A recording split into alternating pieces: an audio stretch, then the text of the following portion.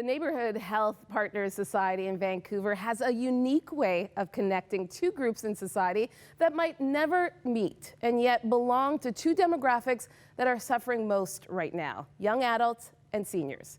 Connie Stam and Greg Lusink join us now to tell us more. Thank you both for joining us today. Connie, tell us about this intergenerational program and why it was started. Yes, and so this actually was a winter initiative, knowing that with the pandemic, the restrictions are continuing, and that both groups, could use some interactions. And for the volunteers, it's difficult to get their volunteer hours in. So this was a nice initiative also for them to get volunteer hours and to the enriching experience of learning the life experiences of the seniors. I love it. Greg, you are a volunteer and you were paired up with a senior who had a stroke that affects his speech. Why do this? Well, it's really nice to meet people in the community, also for volunteer hours, but I think it's become more than that. It's really enjoying to talk with this guy. He's got so much.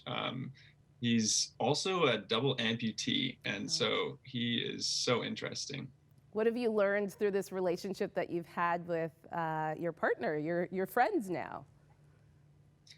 Well, his biggest piece of advice is to laugh a lot, and we tried to do that quite a bit, and it's just a lot of fun talking with him. Connie, you have seen relationships flourish through this program. Tell me about that.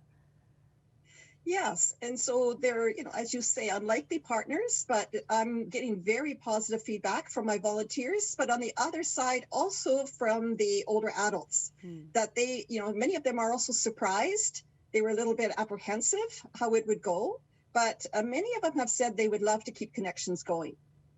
And how important is this program, especially now during the pandemic?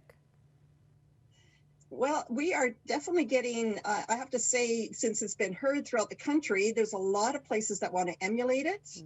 And we're actually going to be doing a survey to get that answer back from both groups and, have a better understanding if there's any changes we need to make. But it is a way of having communications that, we used to know, but we don't use as much. And Greg, we've been talking a lot throughout the show about young people and loneliness as well.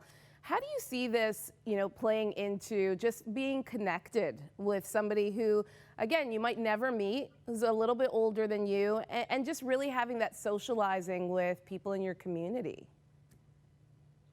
I really think that what we're missing the most is connection right now. Yeah. And if we can just add that one extra person that we're talking to, and even meeting a new person like that is so enriching.